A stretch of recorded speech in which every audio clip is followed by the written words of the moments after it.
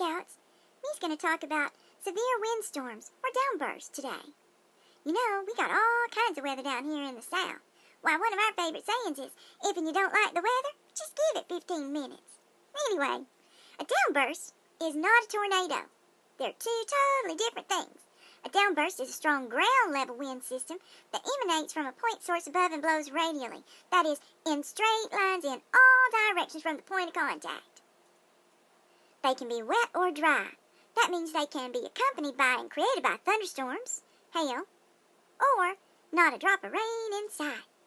A downburst is created by a column of sinking air that after hitting ground level spreads out in all directions and is capable of producing damaging straight-line winds of over 150 miles an hour.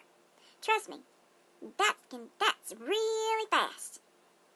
Straight-line winds, also known as plow winds, thunder gusts, and hurricanes of the prairie, can produce a lot of damage. They can last 20 minutes, 12 hours, or even longer.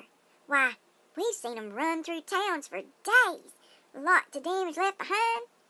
And they can be really, really cold or really, really hot. They typically happen June, July, and August, but can happen pretty much any time of the year and pretty much anywhere. They're not just southern. Did you know that? Anyways, the best thing to do when you're having one of these windstorms is to get inside. Batten down the hatch, as we say. Have yourself a cup of coffee, a Coca-Cola, or even a nip tea. That's what me and Raina like to do. Now, they can be really, really loud, but so long as you're inside, there's nothing really to be afraid of. So, no reason to hide under the bed, you know. Me used to do that in the middle of thunderstorms. But me's gotten braver these days, you know. So me hangs out with Mommy and Raina now. Anyways, well, that's about all me has for today. Thank y'all.